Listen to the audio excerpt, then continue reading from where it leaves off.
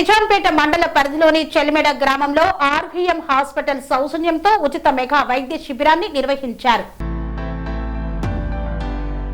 మెదక్ జిల్లా నిజాంపేట మండల పరిధిలోని చెలిమెడ గ్రామంలో సీనియర్ జర్నలిస్ట్ డాక్టర్ భైరవరెడ్డి గ్రామ సర్పంచ్ పాలకవర్గం ఆధ్వర్యంలో ఆర్వీఎం హాస్పిటల్ సహకారంతో ఉచిత మెగా వైద్య శిబిరాన్ని ఏర్పాటు చేశారు. ఈ శిబిరంలో రోగులకు ఉచితంగా పరీక్షలు చేసి ఉచితంగా మందులను అందజేశారు. అవసరం ఉన్న రోగులకు శస్త్రచికిత్సలు ఉచిత పరీక్షలు నిర్వహిస్తామన్నారు. ఈ కార్యక్రమానికి ముఖ్య అతిథులుగా Malkajgiri additional DCP Narasimhareddy, Ramayampet CI Saida, SI రాజేష్లు హాజరయ్యారు. ఈ సందర్భంగా అడిషనల్ డీసీపీ నరసింహారెడ్డి మాట్లాడుతూ ఉరుకుల పరుగుల జీవితాలలో ప్రతి మనిషి ఆరోగ్యవంతులుగా ఉండాలంటే ప్రతిరోజు వ్యాయామం, రన్నింగ్ ముఖ్యమన్నారు. 40 సంవత్సరాలు దాటిన ప్రతి ఒక్కరూ ఆరోగ్య సమస్యలపై వైద్య పరీక్షలు చేయించుకోవాలన్నారు. గ్రామాలలో ఇలాంటి ఉచిత ఆరోగ్య వైద్య శిబిరాలు ఎంతో దోహదపడతాయని, ఈ ఉచిత వైద్య శిబిరానికి కృషి చేసిన సీనియర్ జర్నలిస్ట్ భైరవరెడ్డి గ్రామ పంచాయతీ పాలక వర్గాన్ని అభినందించారు. గ్రామంలో యువకులు ఆన్లైన్ గేమ్లకు పాల్పడుతున్నారని, ప్రతి ఒక్క తండ్రి తమ పిల్లలపై దృష్టి సారించాలని, వారి మంచి భవిష్యత్తుకు బాటగా నిలవాలన్నారు. ఈ కార్యక్రమంలో గ్రామ సర్పంచ్ బొమ్మన మల్లేశం, ఉప సర్పంచ్ ఆకుల మహేందర్, ఆలయ committee chairman Akkapalli Ramareddy, RVM వైద్య బృందం doctor Prashanth, doctor Laya Samhita, doctor M Nikhitha, doctor Sitaram Sukesh, doctor Sharan Dayal, doctor Jayanth Naik, marketing manager Manchineella Laxman, marketing executive Santosh Pavan, director Bhasha Ramesh, Abbareddy తదితరులు పాల్గొన్నారు.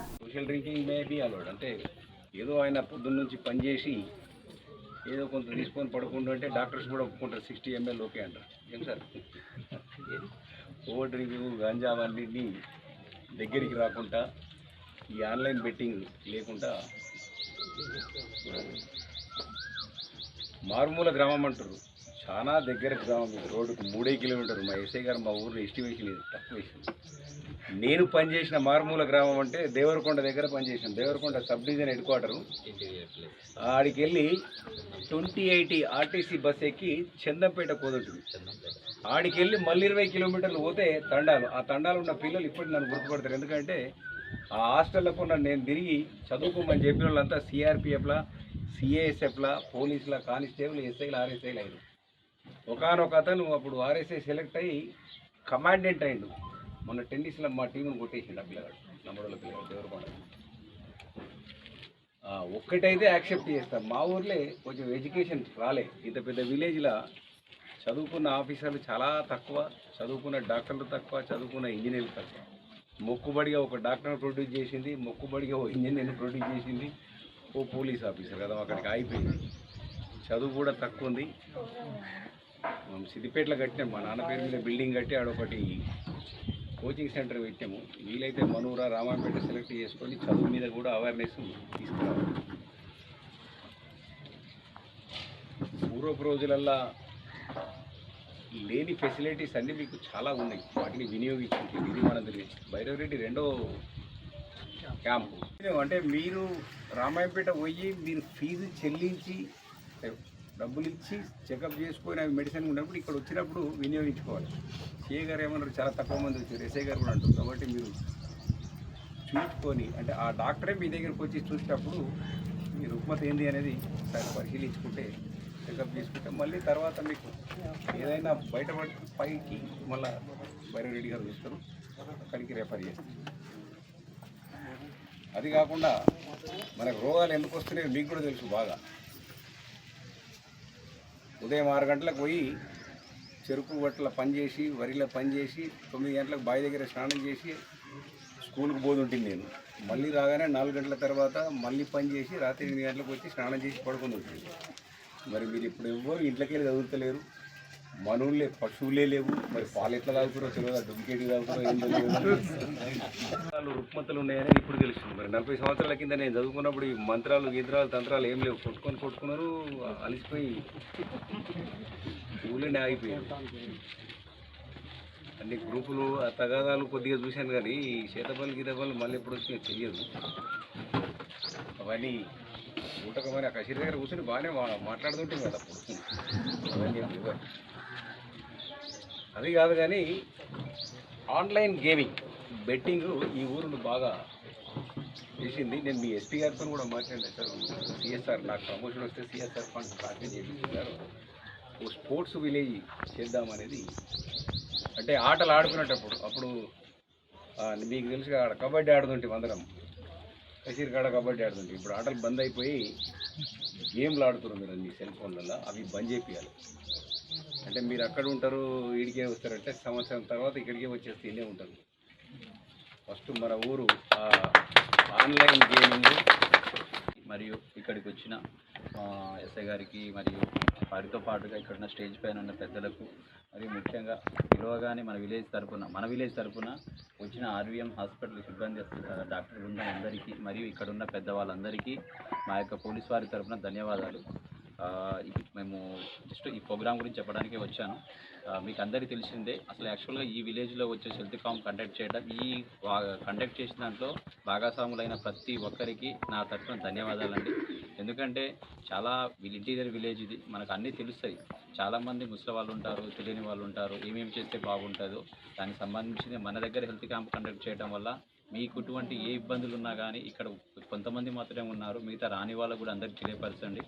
వచ్చే టెస్టులు చేసుకుంటే మనకు ఏ వ్యాధి ఉన్నది ఏంటి అని తెలుస్తుంది. మనం అనుకుంటున్నాం ఈరోజు ఆరోగ్యంగా ఉన్నాం, మరే సడన్గా అమ్మాయికి ఏంది, ఆ ముస్లాంకి ఏంది బాగానే ఉంది, నిన్నటి వరకు మంచిగా నడుస్తుంది, ఒకేసారి సడన్గా చనిపోయారనే ఆలోచన చెప్తుంటారు. అదే ఆలోచన ఎందుకు వస్తుంది? సడన్గా చనిపోవడానికి కారణం ఏంటి? నాకేం కాదులే, నేను బాగానే ఉన్నాననే ఆలోచన వస్తుంటుంది. కాబట్టి దయచేసి ఇక్కడ ఉన్న వాళ్ళు మాత్రమే కాకుండా రాని వాళ్ళు కూడా తెలియపరచండి. 40 సంవత్సరాలు దాటిన తర్వాత, 40 సంవత్సరాల వరకు కొంచెం చిన్న ఏదో వచ్చినా కానీ మన బాడీలో బలం ఉంటుంది కాబట్టి కొంచెం తిన్న ఆరోగ్యం మంచిగా ఉండగలుగుతాం. 40 సంవత్సరాలు దాటిన తర్వాత ప్రతి ఒక్కరికి ఇబ్బందులు రావడానికి అవకాశం ఎక్కువ ఉంటుంది. కాబట్టి దయచేసి ప్రతి ఒక్కరు మీరు కూడా ఇక్కడ ఉన్న వాళ్ళు మాత్రమే కాకుండా రాని వాళ్ళు కూడా 40 సంవత్సరాలు దాటిన తర్వాత టెస్టులు కంపల్సరీ చేసుకోండి. చేయించుకుంటేనే మీ శరీరంలో ఏ ఇబ్బందులు ఉన్నాయి, ఏం జరుగుతుంది అనే విషయం తెలుస్తుంది. మీరు పట్టించుకోకుండా ఉన్నట్లయితే అన్నీ అయిపోయిన తర్వాత లాస్ట్కి వెళ్ళేసి చివరి స్టేజ్లో ఉన్నప్పుడు వేరే హాస్పిటల్కి వెళ్ళి డబ్బులు ఖర్చు అయ్యి చాలా రకాలుగా చాలా ఇబ్బంది పడుతున్నారు చాలామంది. కాబట్టి దయచేసి ఇటువంటి హెల్త్ క్యాంప్ కండక్ట్ చేసినప్పుడు అందరూ మీరు వచ్చి స్వతహాగా మీరంతటా మీరే వచ్చి మీకు సంబంధించి ఏదైనా వ్యాధులు ఉన్నా, ఏదైనా సంబంధించిన ఇబ్బందులు ఉన్నా కానీ డాక్టర్ గారు పర్సనల్ కలిసి వైద్యం చేయించుకోవడం బాగుంటుంది. బయటపడండి. ఒకవేళ ఎగ్జాంపుల్ చెప్తున్నాను, నేను అనుకోవద్దు మీరు. ఇప్పుడు ఒకవేళ నేను ఏదైనా చేయాలనుకుంటే ఇప్పుడు నేను ఒకేసారి తూతూ మంత్రం చేసేసి ఇంకేమైనా అయిపోవచ్చు కదా. ఒక వ్యక్తి దగ్గరికి మీరు వెళ్తున్నారు, వెళ్ళేసి ఆయన మా ఇంట్లో ఇలా జరిగింది అని పూజ చేయాలని చెప్పేసి అంటున్నారు. బట్ ఆయన అయిపోవచ్చు కదా, ఆయన ఒక సీఎంఓ, పిఎంఓ, ఇంకోటి పోలీస్ ఆఫీస్ ఏదైనా కావచ్చు కదా. ఆయన మీ దగ్గరికి వచ్చి మీకేదో బాగా చేయడం కంటే ఆయనంతటా ఆయన బాగా చేసుకొని ఏదైనా ముందు చేయొచ్చు కదా. కాబట్టి మీరు వేరే వాళ్ళు ఎవరో చెప్తారని చెప్పి ఆలోచించి బయటపడండి. ఫస్ట్ ఇటువంటి చేతబడులను మూఢనమ్మకాల నుంచి బయటికి రండి. మనకి ఏదైనా ఆరోగ్యం హెల్త్ ఇష్యూ ఉండటం వల్ల మాత్రమే జరుగుతుంది తప్ప దానికి పరిష్కారం ఏంటి? హాస్పిటల్కి వెళ్ళటం, మీకున్నటువంటి ఏ జబ్బు ఉందో డాక్టర్ గారికి తెలియపరచడం, దాని ద్వారా టెస్టులు తీసుకొని టెస్టులు తగ్గట్టుగా మందులు వాడి ముందుకు వెళ్తే పరిష్కారం దొరుకుతుంది తప్ప మీరంతటా మీరు అనుకొని సార్ నాకు ఇలా అయింది, ఆ ఇంటి పక్క ఆయన ఏదో అన్నాడు, ఆయన వచ్చి పొద్దున చూశాడు అనే మూఢనమ్మకాలను వదిలేయండి.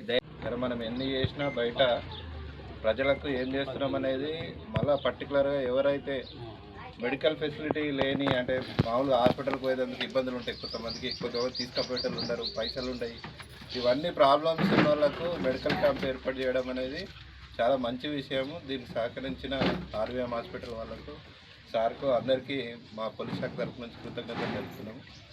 ఏంటంటే విలేజ్లలో ఏముంటుంది అని అంటే మనకి ఏదో అవుతుంది ప్రాబ్లం, అది డయాగ్నోసిస్ చేయించుకో, అసలు ప్రాబ్లం ఏందని ఐడెంటిఫై చేసుడే పెద్ద టాస్క్.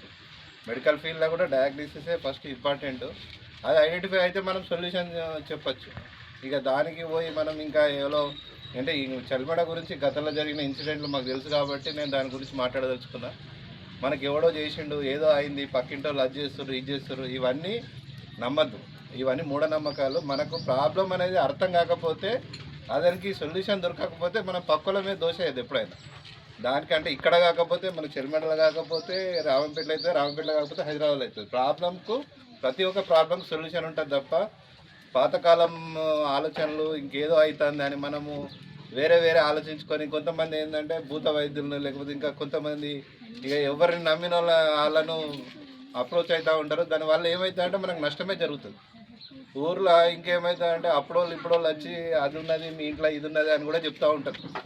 ఇది నమ్మద్దు. వాడు చెప్పేటోనికే ఆ నీళ్ళు చక్కగా ఉండదు, కానీ మనకు చెప్తూ ఉంటాడు ముచ్చట. ఈ ముచ్చట నమ్మినన్ని రోజులు మనం నష్టపోతూనే ఉంటాము.